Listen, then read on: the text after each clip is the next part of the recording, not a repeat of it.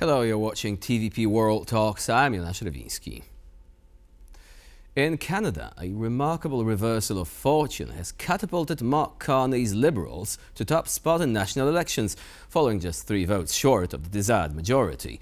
Riding a wave of discontent triggered by both economic factors and Trump's recent actions, which many saw as a direct broadside aimed at Canada's identity and sovereignty, Carney has managed to leave his rival, Pierre Conservatives, in the dust, despite initial predictions. It is time to examine the Canadian election dynamics in greater detail with our guest, Tomasz Włostowski, managing partner at EU Strategies. So let's take a look at what's going on here. Hello and welcome to TVP World. Thank you for having me. So first, let's get this out of the way. How much of these elections was about Trump and his desire to exert control over Canada? Well, most of it was, as you've properly mentioned. Carney was nowhere in the elections just a few months before they were called. After Justin Trudeau resigned, the Liberals were quite clearly aimed for defeat. But it's really the Trump's hostile rhetoric against Canada. His talks about the 51st state, his basically trade offensive against Canada. The tariffs on steel and aluminum, the tariffs on auto parts, the talk about USMCA, so the US-Canada-Mexico agreement needed to be revised again, because let's remember they were just revised in Trump's last term. So basically all of these very aggressive moves by the US against Canada, their identity, their independence, and the way Canadians felt about North America. Let's remember, Canada's felt and until recently has been feeling as sort of the little brother of the United States, right? It's been linked since the Second World War quite closely with the United States. It's always felt itself connected to the United States, politically, militarily, in defense terms, and also in trade and economical terms, right? I mean, the move in the last few decades has been towards greater and greater integration on the North American continent. So, Trump's attacks against Canada, against the trade, against the trade relationship and investment relationships, and in particular, as you pointed out, the talk of the 51st state. I mean, that was just too much for the Canadians, and Trump, Trump did his magic, but not the way he felt. Even on the eve of the election, he's been talking about Canadians voting to become the 51st state. Completely unimaginable developments. But the Liberals are probably very thankful to him. So it seems to have backfired, right? I mean, he called Justin Trudeau a governor, implying that Canada is on its way towards becoming this 51st state. Now, this has backfired spectacularly, as you said, even to the point that the leader of the Conservatives has lost his seat. Would you say that this humiliation might actually be the turning point and introduce, or at least usher in, some major changes on that side of the political spectrum? Well, I'm not sure. Well, number one is, let's remember, the Conservatives also have received their, one of the biggest results they've ever had. I mean, they actually increased the result, right? I mean, what happened in Canadian politics basically was what normally happens when the country and the society is under pressure.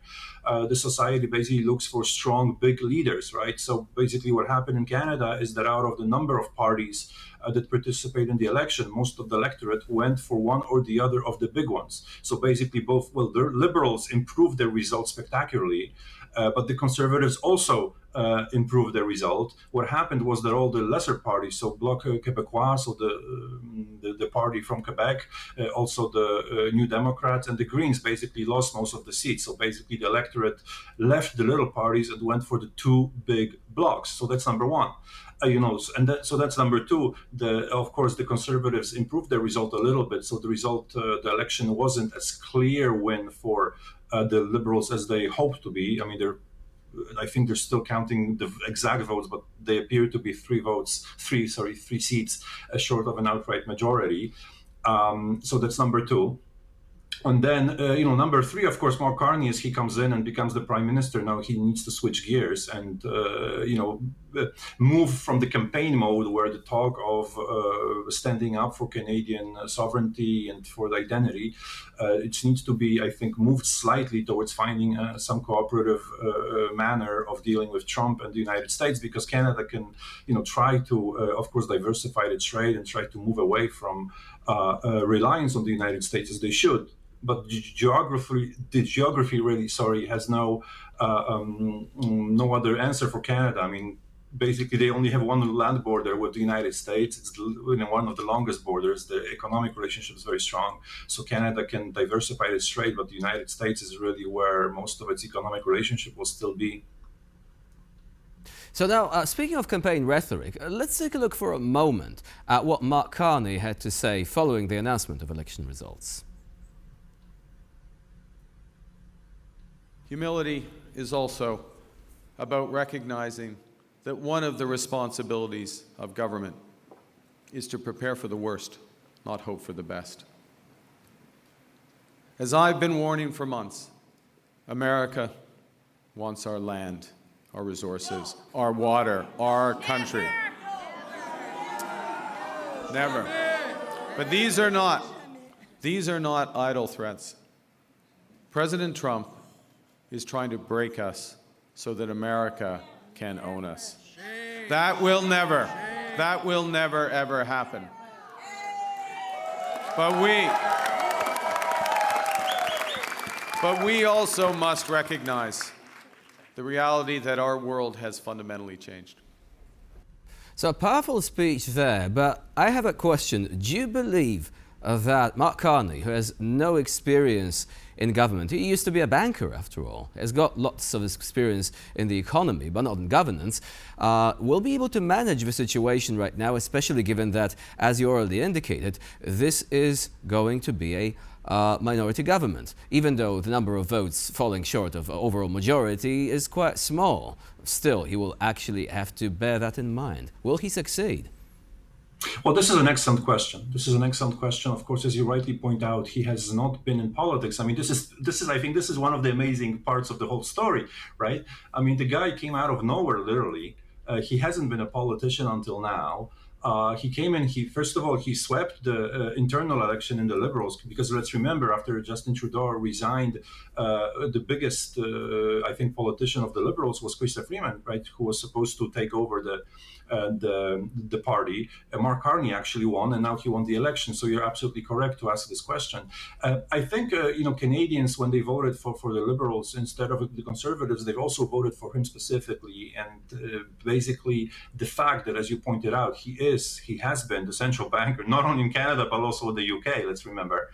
So that's number one. He is a banker. He's very well respected. So basically, Canadians voted for somebody with economic experience, and I think this is extremely important because sort of the major component of the politics between US and Canada from now on is going to really be about the economy. Let's remember the political situation in the United States. Trump is in his second term. He's got 3.5 years of his term. The economic consequences of his tariff wars are only only going to become real to the Americans. So basically, what Carney needs to do is start diversifying his trade and economic relationships with the others. 2, try to de-risk the Canadian economy, which is extremely, relying on the United States. Canadian crude oil exports to the United States, they have nowhere else to go but to the United States. So either they have to invest in refining or they have to find new outlets for exports. So it's going to be very, very difficult to move away from the United States. But his biggest bet really is on United States turning around in 3.5 years. And basically the cost of Trump's wars is going to help Carney with that. Tomasz Włostowski was our guest today here on TVP World. Thank you very much for joining us and for sharing your insights. Having me. And I'm Tomasz Włostowski. You're watching TVP World. Please stay with us for more latest news and updates.